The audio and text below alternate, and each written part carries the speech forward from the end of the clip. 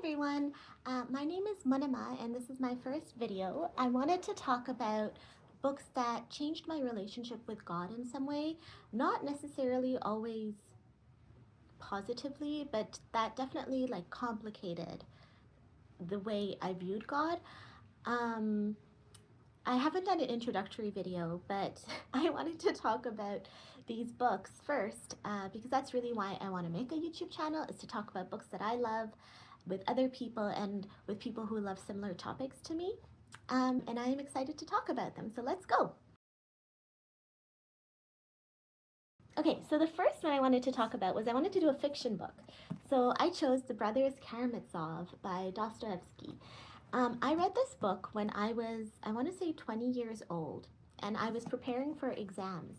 And I did an undergraduate degree in psychology and neuroscience. And the reason I did that degree was pretty much like the reason everyone else does the degree, which is because you think that it's going to make you understand how humans work and like what the nature of our consciousness is, and try to like explain yourself to yourself through the medium of psychology, through the discipline of psychology. And I was finding the way I was taught psychology was very much, oh, it's a science. So we learned a lot about different studies that they had done. Some of the courses were really, really good, but some of the courses felt very much like you were just reading a lot of studies that were tested on rats or on mice or on cats sometimes. A lot of the like perceptual stuff is tested on cats because I guess their eyeballs are similar to ours. Anyway, and so I felt a little bit underwhelmed and annoyed with my choice to do psychology because it wasn't giving me what I wanted it to give me. It's entirely possible I chose the wrong course selection. But in any case, I happened to pick up this book, The Brothers Karamazov, and I felt like this book gave me what I had wanted out of psychology, but as a novel. And that's when I really felt like, oh wow, like a novel can give you so much insight into humans and into humanity and into your own psychology that I think until that point I had just assumed you have to go down the sort of scientific method route to achieve those insights. And so this really made me believe in the humanities, if that makes sense. So this is a book, if you don't know about it, it's a book about three brothers and their father, who's a very lecherous and kind of icky guy. And these three brothers have very, very different personalities. One of them, Ivan, is very skeptical. He's very cerebral, very rational. The other one, Alyosha, is this like sweetheart. He wants to become a monk. He's very spiritually inclined. He's very sincere, very good. And then the third one, Dmitri, he's like a good guy, but he's very passionate. He's always taken over by his carnal desires, and he just can't help it. So he repents, but then he goes and does it again. But really, this book is fundamentally like a murder mystery. The reason this changed my relationship with God is because I think that obviously each of the brothers represents a type of aspect of ourselves, right? So like we have a rational aspect, we have a spiritual aspect, and we have, like you could say, a more animalistic aspect. But seeing how those brothers interacted, I think helped me build insight into how those aspects interact within myself. And specifically the relationship between Alyosha, the one who wants to become a monk, and Ivan, the rational one, was just so interesting because I think at that age, when you're in your kind of teens, early 20s, like you're really trying to understand how to order your different inclinations, right? Because we're made up of so many different ways of seeing the world and of understanding the world, and it's hard to figure out, okay, which one should I give priority to? Like, sure, I want to, I want to be like Dimitri and I want to go out and party all the time, but should I be valuing that aspect of myself? And I think trying to figure out the relationship between the spiritual and the rational is a big part of this book. But also, I like this book because stuff actually happened. Like, there's a murder mystery going on, which is very important to me, that a book actually makes me want to turn the page. Like, it's not just, verbose for no reason. So this book, I really, really love. I recommend it to everyone. I'm not sure about this translation. I read the Garnett translation, and I felt that was more readable than this one. This is the Pivier and Volokonsky translation. And these are like a famous married couple who do a lot of translations of Russian literature. They've won a lot of awards. So I'm not saying that they're bad translators. I just find that their translations of Dostoevsky tend to be a bit clunky and hard to understand. For some reason, their translations of Tolstoy aren't like that. Like their Tolstoy translations are very smooth. And I don't know if that's because of the way Dostoevsky wrote. Like maybe he himself just wrote in a very convoluted fashion, but in English it seems kind of convoluted, and it's really hard to understand what's going on. And I don't like that in a book. Like I want to feel like I'm just reading it, even if it's in translation. Like I don't want to keep getting caught up in the structure of the sentence. Anyway, amazing book. My second book is also going down kind of like the Christian themes. So I have both of them, but it's called Fear and Trembling by Soren Kierkegaard. It's a philosophical tract. This is 2 books, so really the actual Fear and Trembling is probably like this thick. Fear and Trembling is an amazing, amazing book. So Kierkegaard was a Christian existentialist, and he wrote this book to understand Prophet Abraham, peace be upon him's sacrifice of his son, which like we tend to say is the son Ishmael, but it could be the son Isaac. Anyway, the sacrifice of his beloved son. And if you don't know the story, 100% recommend that you learn it because it's a very challenging story to learn about. So basically, Prophet Abraham, peace be upon him, who is the patriarch of all the Abrahamic religions, Judaism, Christianity, Islam, he gets a message in a dream from God that he has to sacrifice his son. He ignores it a few times, but then finally it keeps happening. And so he has to go and sacrifice him. And so he goes to Mount Moira, I think is the name, Moira or Moria maybe, and he prepares the sacrifice, and he's been told to kind of blindfold himself. So he blindfolds himself, and he's ready to kill his son, and it's kind of like his axe is in the air, and then God basically sends an angel and replaces his son with a sheep. So then by the time his hand comes down to literally kill his son, he's actually ended up sacrificing a lamb or a sheep. And so it's a very challenging story because you have to believe that Prophet Abraham, peace be upon him, 100% intended to kill his son. You have to believe that it's wrong in general to kill your sons, right? Like that's not something that's condoned. You have to believe that it was challenging for him. So you can't think that it was something that he was just like, oh, I have to sacrifice my son. That's okay. I don't mind. We would be very shocked and think he was a bit of a psychopath if he was so relaxed about this whole ordeal. Like it really is supposed to be a trial for him. And so one way that people try to resolve this is that they say they believe in divine command theory. So they say that, well, how do we know what good is? Good is just whatever God says. So if God told Prophet Abraham to sacrifice his son, then that's just what good is. And so there's nothing philosophically complex about this. It's emotionally and psychologically complex, but it's not philosophically complex. Kierkegaard disagrees. So for Kierkegaard, and this is why I really love this tract, for Kierkegaard, this is actually a story that demonstrates kind of the limits of your rational understanding. And so he really spent a long time analyzing how Prophet Abraham's psychology had to walk between this very fine line of being 100% willing to kill his son, but also finding it extremely difficult and unethical in a typical fashion, like in the sense that ethics as we typically understand it, finding it unethical because that's what makes it a trial. And he ends up coming up with kind of this view that, okay, there's the absurd and Abraham accepts the absurd, and that the spiritual realm is kind of beyond just ethics. It's kind of like when you move past this level of ethics, then you get the spiritual realm.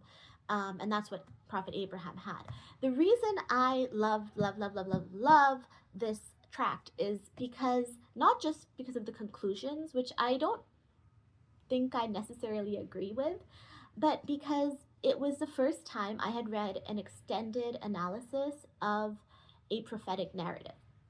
And that's when I realized that you can do that. Like you can actually look at prophets or, prophets' families, and you can just try to think through what their psychology was and actually try to reconstruct it and then see what you can learn about religion from that. And I think that it was also the first time where I heard someone saying, like, oh, are there true moral dilemmas in religion? Like, can religion lead you to a state where you're actually uncertain of what to do? And that is God's intention, to bring you to that state of uncertainty and of having a moral dilemma. And then how would you resolve that once you're in that state? And so I think for me, this book is just, it's one of those books that I read when I think I was maybe 19, and it's just kind of always in the background of my thoughts. Love, love, love Fear and Trembling. Okay, the next one I have is, it's a little bit obvious, but I want to talk about it. So it's this translation of the Quran. So it's the Quran, obviously. it's a little bit cheating, because obviously the Quran is the holy book of the Muslims. But I want to talk about why I think the Quran impacted my relationship with God. So I read the Quran in translation for the first time when I was, I want to say, 15 or 16. And I'd always been encouraged to read it in translation just to make sure I actually understood it. I don't speak Arabic, I don't know Arabic. And so I was really encouraged to try to like access religious texts directly growing up. So I finally read it when I was 15 or 16, and I learned a number of things. One thing I learned was that the Quran really emphasizes that you should be reading it and understanding it, which sounds trivial, but there's another way of approaching a holy text, which is to see it almost like as a sacred object. And it's an object that you revere, but that you don't necessarily approach intellectually. You know, you kind of approach it with your emotions and your devotion, and kind of like in this state where you think that it's got this aura around it and it's a bit untouchable and inviolable. And so reading it, I think, is just powerful because you realize that the Quran doesn't describe itself in that way. Obviously, it says that it's a sacred text, but it doesn't describe itself as an unapproachable object, something that's supposed to be kind of like kept in a museum or something that you would never read. And also, the reason I find it really powerful is because it's really, really challenging. And I think that for me, a scriptural text that's too easy for me to absorb, just, it would be wrong. Like, if God is talking to us, and the Quran claims that it's the direct word of God, if God is talking to us, then you would expect that it would be challenging. It would be very odd if I read the Quran and I thought, oh, this is written just like any other book. How comfortable. Let me just, drink my hot chocolate and snuggle up with the Quran tonight. Like, it doesn't have that, type of tone to the writing or recitation. And then also, the thing with the Quran is, I think that it does feel like you're in a conversation with it. And I think that you always want to feel like you're in a conversation with God. And so if you take your relationship with the Quran as you having a conversation with God, and I want to emphasize that God keeps telling you to have this conversation with him. Namely, that God keeps saying, read the Quran, and I challenge you to question it. Like, that's actually a pretty big theme in the Quran.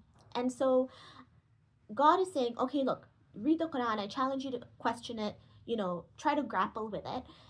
And then that can become a model for how you approach the rest of your life and the rest of your relationships with God, which is kind of how I see it. I know that there's another model, which is a very common model that Muslims have, which is the model of submission, which is something like, okay, like we might struggle with parts of Islam or parts of our understanding of God, but we very quickly go into the submissive realm, which is to say we accept it. And similar to the Prophet Abraham, peace be upon him, story, I think there's obviously something true to that. But I think that this model, which is the one that the Quran presents, is one that's more appealing to me, maybe just because of my psychological tendencies.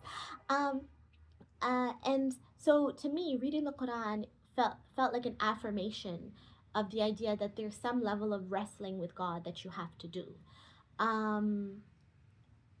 I think that the value of submission is something like this. I think that the value of submission is that once you are willing to accept something, aspects of that thing become revealed to you that you wouldn't have been aware of if you hadn't been willing to accept it. So,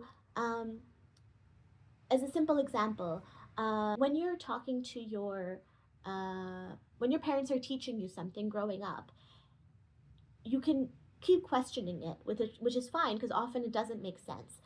But there's another aspect, there's another option, which is to submit to what they say, to agree with what they say, to do what they say, bearing in mind that you also hold on to the fact that you don't understand why they're saying what they're saying. And then the mere fact of submission makes you do behaviors that then make it easier for you to understand why your parents forbade you from doing something, right? And so I think that your relationship with God can be similar, where submission can serve as a precursor to further understanding. Um, and I think that the Quran does talk about that, but it doesn't seem to, it also seems to hold value in like the mindset, which is like a little bit more questioning. And so that's why I chose the Quran. That was a lot about the Quran. Makes sense though. It's a holy book. Okay, my next book is going to be Middlemarch by George Eliot. I love this book. This is a novel.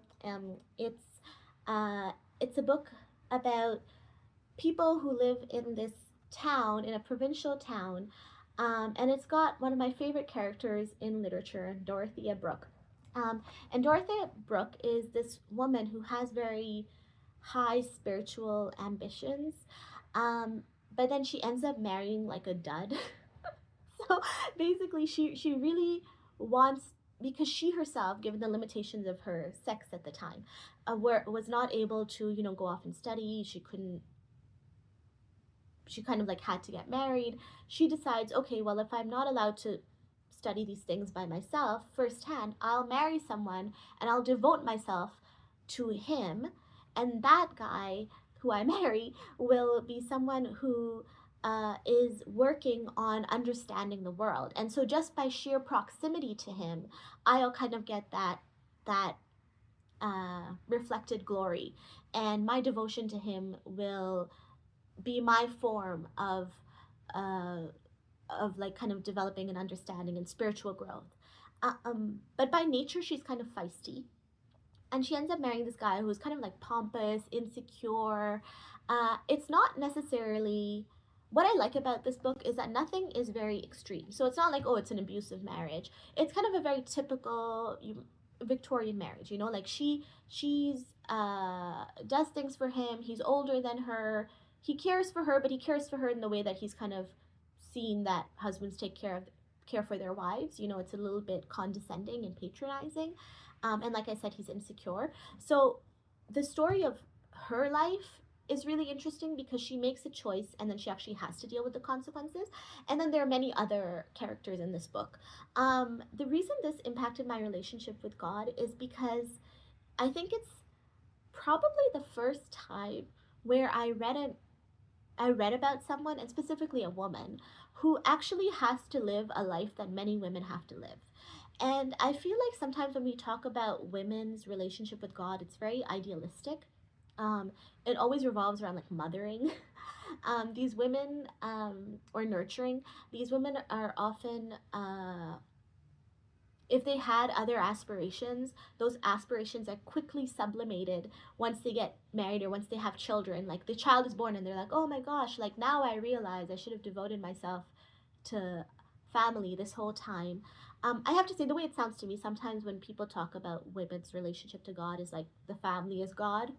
And so to me, this book was interesting because it was a situation that I think many people from South Asian backgrounds are familiar with, which is like a woman kind of being under the dominance of her husband, who isn't necessarily abusive, like I said, but he is, you know, domineering, and her having to kind of face the music when it comes to that, meaning that she actually suffers true harms. But also maybe there is some benefit to her, but it only comes from true harms being done, which is to say, I feel like sometimes you can say that, oh, there are benefits to women if they do if they make these sacrifices, but there's maybe a little bit of a dismissal of what a sacrifice is. Like a sacrifice by its nature means that you're actually giving up something. I think in this case, the emphasis on what she gives up is very strong. And so I really appreciated that. And the reason it affected my relationship with God is because you kind of, I saw a model for myself as a woman. Now, I actually don't have a life like hers at all. Like, I'm pursuing a PhD, and my husband works like in kind of the finance corporate sector. So, in some ways, I don't relate to her at all. But it helped me process what I'd seen many other women go through, and I think a lot of Muslim women, especially, we have to process that. Like, that's just something that we have to do because we ourselves are maybe living very dissimilar lives to a lot of the women of our families and of previous generations. And so you kind of have to think about what's my relationship to those women and what meaning do I think their life served. And it's also an active question always, which is that should I just give up my job and devote myself to my family? Like, I feel like every Muslim woman I know thinks about that at some level, even if she doesn't end up giving up her job for whatever reason, financial reasons, or because she is passionate about her work. Anyway, it's also a very, very well written book. So I love this book. The next book I have is this book, Avicenna by Jon McGinnis. I love this book. I love Avicenna. Avicenna was a Persian thinker. He an Islamic philosopher, really. He was totally changed the history of the Muslim world with his philosophy. This book is an introduction to his ideas. It's very, very clear. I was thinking of picking up like a actual text written by Hazrat Ibn Sina, for example, his Shifa, his metaphysics, whatever. But then I changed my mind because I thought, really, what was it that changed my relationship with God? And it was this book. So this book is just explaining key ideas in Avicenna's thought. And Jon McGinnis writes so clearly. I've actually met him. He's an amazingly lovely, lovely, lovely human being. And the reason this book changed my life is because it convinced me that a soul exists. So this book has Avicenna's arguments for the existence of a soul. Avicenna was a substance dualist, which is to say that he thinks the soul is a separate substance than the body. Not everyone thinks that. People can believe in a soul, but they don't necessarily think that's a separate substance than a body. So it has his arguments for that. And I think that they're really, really powerful arguments. But even more so than that, his argument for the existence of God, I think, is hands down the best argument I've read. It's very clear. It's very hard to object to it. And so in a very straightforward way, this book has changed my life like no other book has, because it gave me these very strong rational arguments to believe in God and to believe in a soul. The next one is a book of poems. So this is called Rilke's Book of Hours. I love this book of poems because it talks about, I just love Rilke. I think that he's just so beautiful in how he views God. Sometimes he views God as like this vastness. Rilke is embodying this like fundamental feeling that you have, which is like of reverence. And he's able to verbalize that in a way that I think is just really beautiful and really profound. And I think that the really powerful thing about poetry like Rilke's is that most of the time you don't think about it. You just totally forget it. But once in a while, you need it, and that's when you're so happy that you've read it, because when you need it, and if you hadn't read it, you know that you would have been worse off. Like once in a while, this mood will strike you where a certain line in a poem becomes absolutely essential to you. And I think that Rilke's poems are a lot like that, where if you're not in the mood, maybe you'll just be like, oh, humdum, whatever. But once you're in the state that you need like spiritual nourishment, his poems are really amazing. So this is called The Tao of Islam. This is a book I have a very ambivalent relationship towards. Tao of Islam, a source book on gender relationships in Islamic thought. So basically, this is a book that talks about gender as being kind of like yin and yang in Islam. So the idea is that the masculine principle is this active principle, and the feminine principle is this passive principle. And God kind of contains both principles in himself, because God, of course, has no gender. And so, and then it has just a lot of excerpts from different texts about this like duality. The reason this book's really impacted my relationship with God is both kind of positive and negative. One is that it kind of fulfills this aesthetic need in me, which is for things to be dual. Like, I just love when people are able to categorize things as like A or B. You know, like, oh, masculine or feminine. It's just so beautiful. Like, it just like makes me feel like I've seen a beautiful painting. You know, it's just so aesthetically satisfying. And so when you take that need of mine to make things dual and to fit together, and you expand it to the whole cosmos, so you see the whole cosmos is based off of masculine and feminine principles, it just like reverberates in you in this very, very beautiful manner. Things seem to fit together and make sense once you start doing that, because everything can be seen as either masculine or feminine, or a combination of the two, you know, masculine with a little bit of feminine.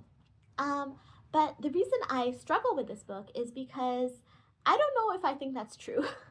And also, sometimes when things make too much sense, I'm wary of them. Like, if things are giving me this like pleasurable click, like things are clicking together like Tetris, then I just think, do I agree with this because it's true, or do I agree with this because it's just aesthetically pleasing? And that's how I feel about this book, where it's very appealing. It's almost seductive. But I don't know if I agree with it. Nevertheless, it's really impacted my relationship with God, because just seeing God as someone who creates through dualities is, I think, something that is in the Qur'an, and then also something that is an analysis that you can apply constantly throughout your life. Yeah, and so those are my 10 books that changed my relationship with God. I hope that you enjoyed. And if you have any ideas for like more videos I should do, please let me know. Any feedback whatsoever. It's my first video, so I would really appreciate feedback. And yeah, Ramazan Mubarak, and see you guys next time. Bye. Assalamu alaikum.